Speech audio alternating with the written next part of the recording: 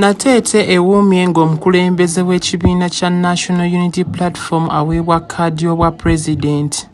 Bakira abangi baalabiddwako nga bagoya ebisooto olwa nnamutikwa w'enkuba eyatonnye akawungeezi ako n'agoyaagoya.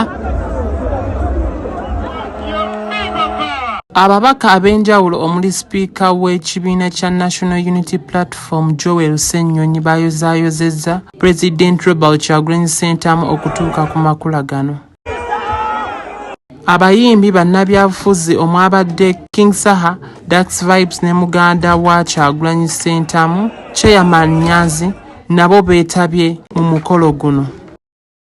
Mukyala wa Kyagulanyi Ssentamu abangi gwe bamanyi nga Baby Itungo yayongedde okukinoganya nti bwe banaaba balonze omukulembeze Robert Kyagulanyi Ssentamu nga omukulembeze wa Uganda,